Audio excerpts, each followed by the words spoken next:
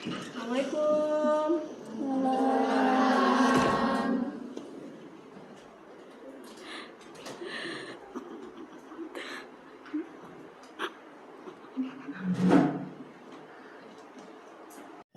Assalamualaikum warahmatullahi wabarakatuh. Waalaikumsalam warahmatullahi wabarakatuh. Ketuanya siapa di sini ketua kelasnya? Ayo pimpin doa buka belajar. Bismillahirrahmanirrahim. Allahumma la sahla illa ma ja'altahu sahla wa anta taj'alul hazna idza syi'ta sahla. Allahumma inni as'aluka ilman nafi'an wa rizqan thayyiban wa amalan mutaqabbalan. Amin. Gimana kabarnya hari ini? Baik. Alhamdulillah. Adakah yang nggak masuk hari ini? Ada. Siapa? Richard. Kenapa? Sakit. Oke, sakit ya. Menikmati dan mengapresiasikan karya fiksi. Buka bukunya bab itu.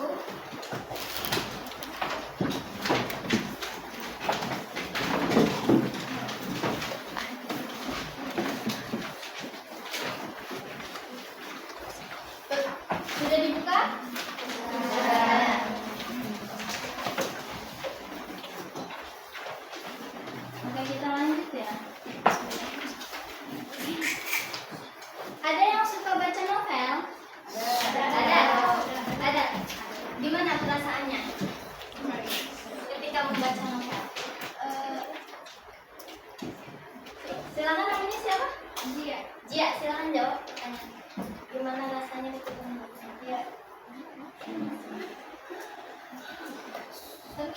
Seneng ya pastinya ya. Terbawa suasana nggak? Terbawa.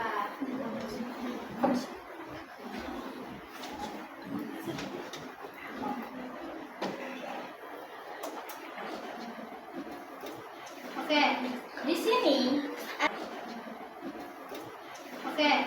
Di sini ada yang namanya perkataan jika sebuah buku adalah cermin, apa yang kamu lihat tentang dirimu di dalam cerita terakhir yang kamu baca? Jadi maksudnya di sini adalah, nah ketika kalian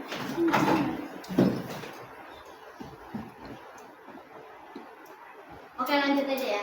Ketika kalian membaca sebuah cerita, mau itu cerpen, mau itu novel, pasti kalian akan merasakan yang namanya sedih, senang, terus mungkin ada rasa kecewa. Nah, biasanya kalian baca-baca ceritanya pasti tentang Bentuan Saroman, ya nggak? Iya, betul aja.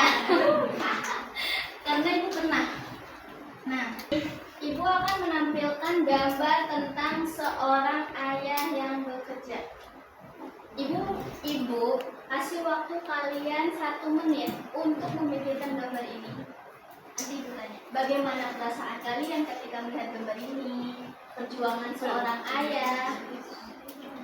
Oke? Pikirkan ya.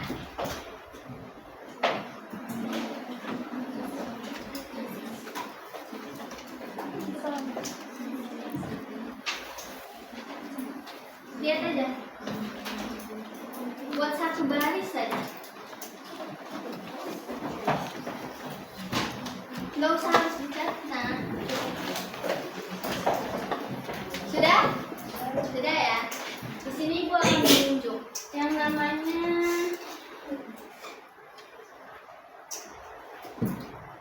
Jasmine Clayster. Jasmine? Yang mana anaknya? Kamu? Oh, kamu namanya Jasmine. Oke, Jasmine. Bu Rizka ingin bertanya, apa yang kamu lihat gambar ini? Apa yang kamu rasain ketika misal gambar ini ada di dalam karya fiksi? Perjuangan ayah. Nah, perjuangan ayahnya bagaimana?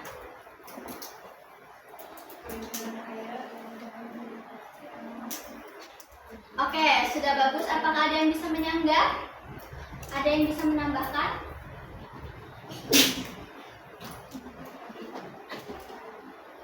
Ayo, apakah ada yang bisa? Oh, mungkin yang di depan bisa pakai kacamata. Ayo, silakan.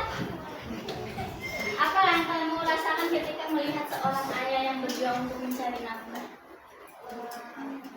Apa ya? Aku waktu kali itu nggak enak kalau Ya, bagus.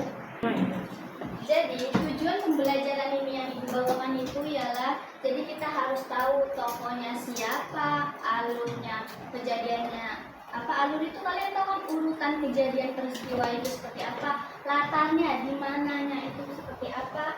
Terus kita harus bisa mengekspresikan diri, kita harus bisa membawa diri kita ke dalam karya tersebut. Terus mengapa sih alasan kita membaca fiksi? Yang pertama, mengasah empati, merasakan apa yang orang lain rasakan. Kedua, melihat dunia berbeda dengan sudut pandang yang baru. Ketiga, menemukan pesan moral kebenaran tersembunyi dalam cerita. Jadi gini, kalau misalkan ya di dalam karya itu ada seseorang pelaku itu melakukan kesalahan. Kenapa sih dia melakukan kesalahan? Terus yang jadi korban kan? Kenapa sih dia harus berkorban? Kenapa dia jadi korban gitu kan? Terus kita juga jadi di dalam karya itu kita ada rasa empati, kasihan. Biasanya kan ada yang antagonis sama yang protagonis, ya nggak? Ya. Nah, jadi kita membangun empati kita dari cerita itu. Nanti kita di kehidupan nyata misal ada teman yang sakit, kita bisa menolong. Ada teman yang minta tolong, pokoknya kita bisa menolong. Terus bukan hanya itu, kita bisa melihat dunia, ya enggak? Misal karya fiksinya cerita tentang astronot kah, angkasa atau apalah itu ya. Atau misal konfliknya yang rumit, jadi kita melihat dunia ternyata nggak sekecil ini ya, rumit banget. Nanti ketika kita dewasa kita harus seperti apa ya, ya nggak? Ya. Jadi jangan pernah meremehkan orang yang suka membaca novel, orang yang nggak ada ilmunya, itu salah. Karena malah orang yang suka membaca seperti itu bisa mengasah empati, bisa mengasah rasa apa lagi ya? Rasa kita bersosialisasi mungkin sama orang kita jadi bisa yang tadinya kita nggak bisa. Terus menemukan pesan moral kebenaran tersembunyi dalam cerita. Jadi dalam situ tuh kita kan hati kita dipersiapkan dalam membaca karya fiksi, ya nggak? Misal baru halaman-halaman berapa tuh yang udah masuk ke konflik-konflik. Nah di akhir-akhirnya pasti ada pesan moral. Apa sih yang bisa kita ambil dari cerita itu? Nah di sini ada namanya Bedah Harta Karun. Judulnya ibu kasih Bedah Harta Karun. Kalian jangan lihat yang ganteng. Mulai kan kalian langsung. Nah, di sini ada unsur intrinsik cerita. Di sini ada tokoh, siapa yang mengalami, latar itu di mana atau kapan kejadian itu, waktunya. Terus ada juga alur bagaimana urutan kejadian, sama amanat pesan penulis untukmu. Film-film kan ada yang biasanya alurnya mundur dulu nih, flashback dulu yang di belakang apa. Terus nanti maju lagi ke masa depannya seperti apa. Pernah nggak nonton seperti itu? Pernah. Itu sih yang ibu suka, biasanya alurnya mundur dulu maju. Yang ibu suka nonton ya? kayak nostalgia itu rasanya. Iya betul, nostalgia. Tepuk tangan. Sudah. Nah, judulnya dengan menjadi detektif sastra. Jadi kalian harus, nanti ibu tampilkan ceritanya. Kalian mengambil detektif sastra. Jadi kalian harus bisa masuk ke cerita itu. Kalian harus memberi tanggapan ke dalam cerita itu. Apa sih yang dilakukan oleh orang itu? Kenapa orang itu melakukan itu di dalam cerita itu? Tokohnya ya maksudnya. Mengapa tokoh utama itu melakukan itu?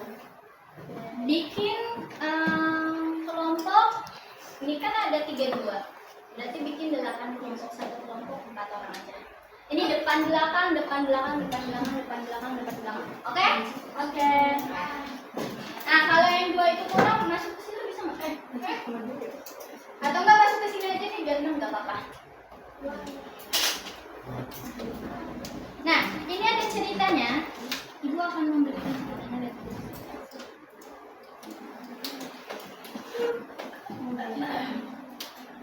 Tugas sulit, tulis surat untuk tokoh utama favoritmu. Ceritakan apa yang ingin kamu katakan kepadanya. Di sini ada Andi menatap koin terakhir di telapak tangannya. Perutnya keloncongan. Namun, ia melihat seorang anak kecil menangis di pojok pasar karena balonnya meletus.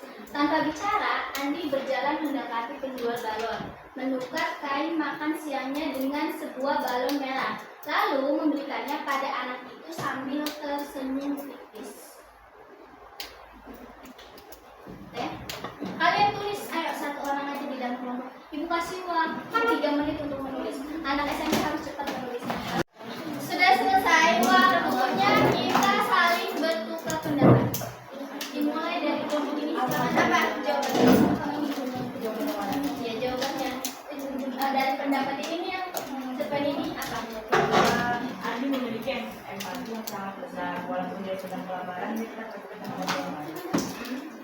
Terus kalau kamu jadi adik, dia bukan iya. Ada kurang mungkin ya? Serem mungkin. Berarti kamu akan menyelamatkan diri kamu dulu. Oh ya, oke. Ada yang mau menyanggah jawabannya?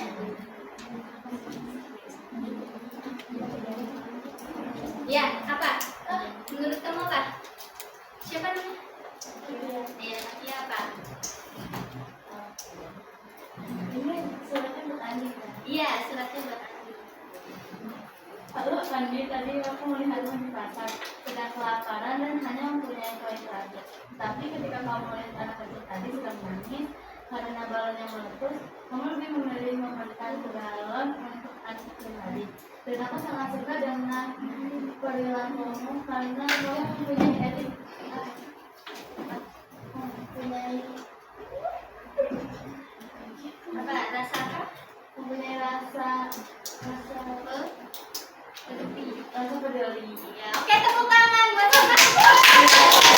Tepuk tangan juga buat kelompok yang menjawab.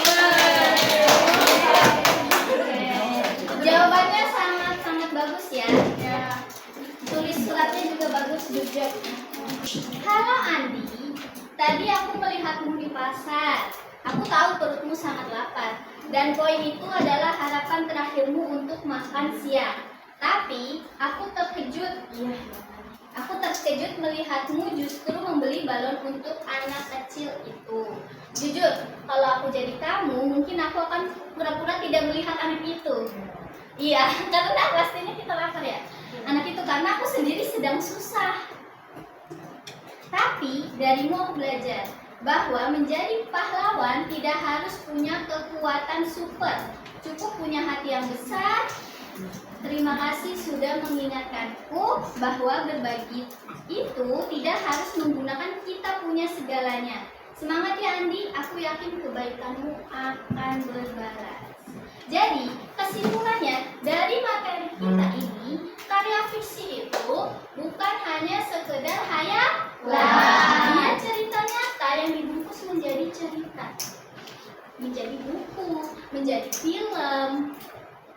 Dan kita di situ kita akan memainkan perasaan kita, rasa sedih, rasa